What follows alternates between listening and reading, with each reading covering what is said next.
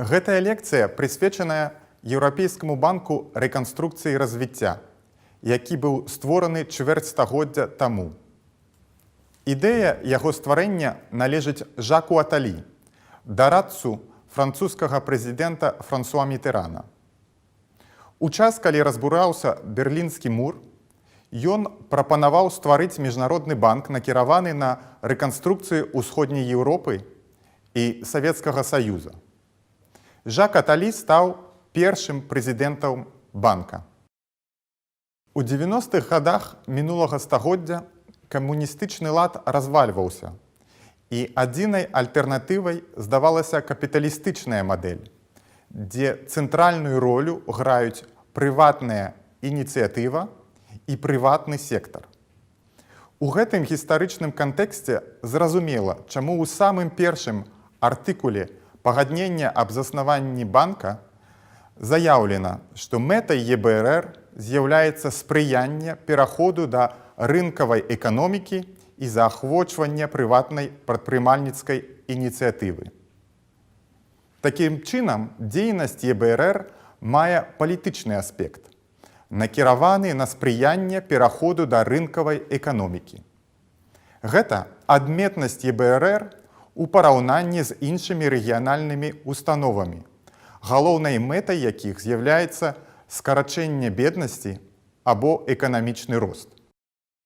Акцыянерамі ЕБРР з'яўляюцца 65 краін і 2 міжнародныя арганізацыі – Еўрапейскі Саюз і Еўрапейскі інвестыцыйны банк. Кожны акцыянер прадстаўлены ў Радзе кіраўнікоў. Інтарэсы Беларусі ў гэтым органе цяпер бароніць Дзяніс Марозаў, назначэнца Расійскай Федэрацыі. Звычайна краіны з параўнальна невялікім адсоткам у капітале або гуртуюцца, або дэлегуюць сваё прадстаўніцтва ў Радзе назначэнцам іншых краін. Такім чынам, на пасяджэнні Рады кіраўнік можа адначасова мець некалькі розных меркаванняў і галасаваць па-рознаму у залежнасці ад краіны, якую ён прадстаўляе. Прэзідэнт ЕБРР сёння ангелец сэр Сумма Чакрабаці. Першапачаткова ЕБРР ствараўся як банк развіцця, накіраваны на краіны ўсходняй Еўропы і былога Савецкага Саюза. З цягам часу рэгіён аперацый банка быў пашыраны на новыя краіны, кшталту Манголіі і Турцыі, некаторыя краіны Паўночнай Афрыкі і Бліжняга ўсходу. Чакаецца, што хутка ЕБРР пачне дзейнасць у Ліване. У ліпені 2014 года, пасля захопу Крыма Расіі, еўрапейскіх і амерыканскіх санкцыяў, большасць дырэктараў Рады ЕБРР вырашыла спыніць усе новыя інвестыцыі ў Расіі, якая дагэтуль была галоўным рынкам банка. Цікава, што з таго часу агульны аб'ём інвестыцый ЕБРР не зменшыўся, і банк кампенсаваў адсутнасць дзейнасці ў Расіі больш інтэнсіўнымі інвестыцыямі ў іншых краінах.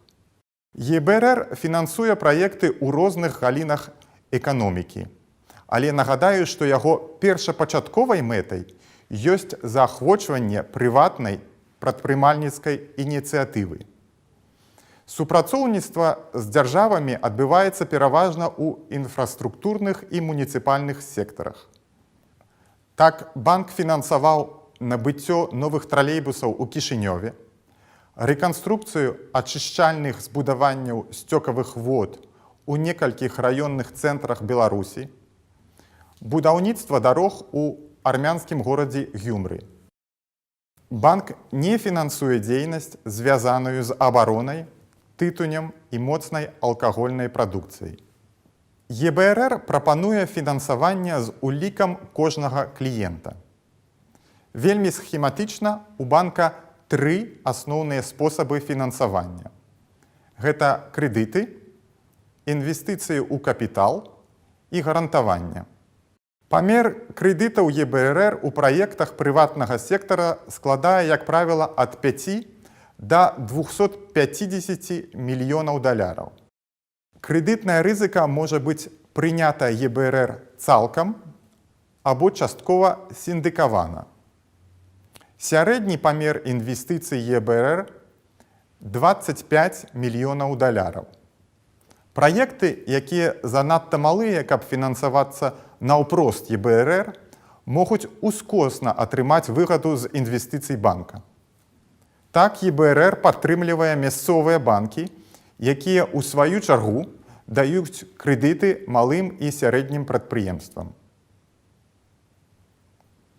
Недзе каля 20% фінансавання ЄБРР адбываецца ў форме прамых інвестыцый у капітал. Дыяпазон гэтых інвестыцый ад 2 до 100 мільёнаў еўра.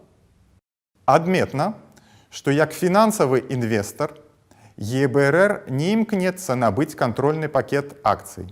Прыкладам гэткай інвестыцыі банка з'яўляецца яго удзел у акцыянерным капітале беларускай піваварнай кампаніі «Аливария». Акрамя прамых інвестыцый, ЕБРР удзельнічае ў інвестыцыйных фондах кшталту зубркапітала ў Беларусі, якія ў сваю чаргу укладаюць сродкі ў сярэднія кампаніі.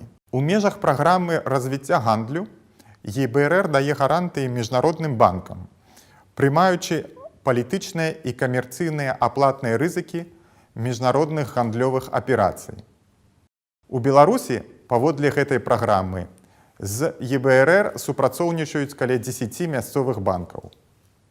У заключэнне нагадаем, што ЕБРР з'яўляецца шматбаковым фінансавым інстытутам, адметнасцю якога ёсць прыярытэтнае супрацоўніцтва з прыватным сектарам і спрыянне пераходу да рынкавай эканомікі.